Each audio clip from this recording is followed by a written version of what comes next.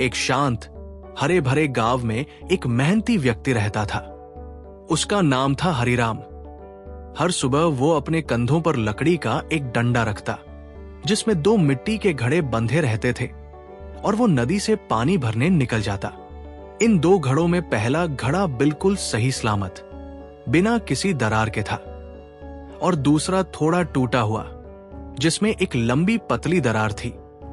हरिराम दोनों घड़ों को समान प्रेम से उठाता था, पर दोनों का सफर बिल्कुल अलग था। सही घड़े को अपने ऊपर बहुत गर्व था। वो मन ही मन कहता, मैं पूरा पानी घर तक पहुंचाता हूं, असली काम का तो मैं ही हूं। लेकिन टूटा हुआ घड़ा रोज उदास रहता। चलते समय उसकी दरार से पानी की बूंदें टपकती रहती, और उसके दिल में यही बात चुभती कि मैं किसी काम का नहीं हूं। नदी से घर तक का आधे घंटे का सफर सही घड़े के लिए आसान था, पर टूटा हुआ घड़ा हर पल शर्म, दुख और ग्लानि से भरा रहता। हरिराम कुछ नहीं कहता था, पर टूटा घड़ा सोचता, हरिराम मेरी वजह से अधिक मेहनत करता है, काश मैं भी परफेक्ट होता। एक शाम घर लौटते समय टूटा घड़ा अचानक हिलकर बोला, हरिराम, मैं बेकार हूं। मैं रोज रास्ते में आधा पानी गिरा देता हूं। आप इतना परिश्रम करते हैं, पर मेरा दोष आपके काम को अधूरा कर देता है। काश आप मुझे कभी इस्तेमाल ही न करते। हरिराम मुस्कुराया और शांत स्वर में बोला, कल सुबह हम फिर पानी भरने चलेंगे। बस एक काम करना, रास्ते को ध्यान से देखना। टूटा घड़ा हैरान था, पर उसने चुपचाप हाँ कर दी। उस रात वो लंबे समय तक सो नहीं पाया। उसके मन में विचारों का तूफान था। अगले दिन हरिराम ने दोनों घड़े भरे। टूटा घड़ा घबराया हुआ था। दरार से हर दिन की तरह पानी फिर टपकने लगा। कुछ देर बाद उसने नीचे जमीन पर नजर डाली, और वो चौंक गया। जिस रास्ते पर हरिराम टूटा हुआ घड़ा उठाकर चलता था, वो पूरी तरह फूलों से ढका हुआ था। गेंदा, चमेली, गुलाब, नारंगी फूल, रंग बिरंगे फूलों की एक अद्भुत पंक्ति पूरे रास्ते पर फैली हुई थी।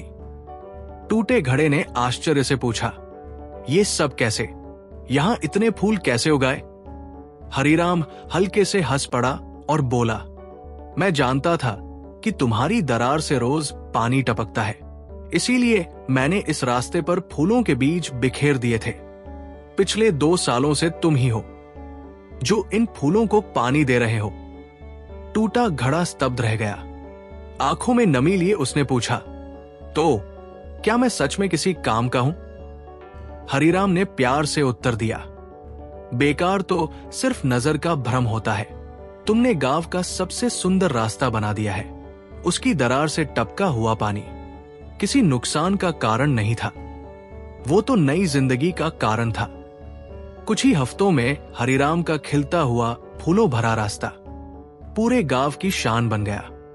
बच्चे वही खेलते, स्त्रियां पूजा के लिए यही से फूल ले जाती। बुजुर्ग शाम को इन्हीं फूलों की खुशबू में कहानियां सुनाते। लोग कहते, हरिराम का रास्ता सबसे सुंदर है। सही घड़ा, जो पहले खुद पर घमंड करता था, अब शांत था। उसे पहली बार लगा, पूर्णता महत्वपूर्ण नहीं, उपयोगिता महत्वपूर्ण है। टूटा घड़ा अब खुद को टूटा नहीं मानता था। वो गर्व से हरिराम के कंधे पर लटक कर सोचता, मैं भी किसी के काम आता हूं, मैं भी दुनिया में रंग भरता हूं। एक दिन टूटा घड़ा बोला, हरिराम, क्या आप कभी मुझे ठीक करना चाहेंगे? हरिराम मुस्कुराया और बोला, अगर तुम पूरी तरह ठीक हो जाते तो ये फूल कैसे उगते? तुम्हारी ये दरार ही इस रास्ते की सुंदरता है। हर कमी किसी न किसी के लिए वरदान होती है। टूटे घड़े के मन में गहरा सुकून फैल गया। उसे पहली बार लगा कि वो सिर्फ मिट्टी का घड़ा नहीं, किसी का उपयोग, सुख और सुंदरता का कारण है। हम सबके भीतर कुछ न कुछ दरारें होती है, कहीं कमजोरी, कहीं संकोच, कहीं डर, कहीं अपराध बोध। लेकिन हर दरार कमजोरी नहीं होती। कभी कभी वही दरार किसी और की जिंदगी में रोशनी, रंग और उम्मीद भर देती है। आपकी हर कमी में एक छिपी हुई ताकत होती है। आपकी कमजोरियां भी किसी के लिए वरदान बन सकती है। पूर्ण होना जरूरी नहीं, बल्कि उद्देश्यपूर्ण होना जरूरी है। अपनी कमी से शर्माओ मत, उसका सही प्रयोग सीखो, क्योंकि आपकी खामियां आपकी असफलता नहीं, वे वही रास्ते हैं जिनसे आपका उद्देश्य दुनिया तक पहुंचता है। अगर ये कहानी आपको प्रेरित करे और आपको भी लगता है कि आपकी कमजोरी आपकी फेलियर नहीं है, तो कमेंट में फाइट टाइप कर दीजिए और इस वीडियो को अपने भाई बहनों और दोस्तों के साथ शेयर करना मत भूलना। अगली कहानी में फिर मिलेंगे। धन्यवाद।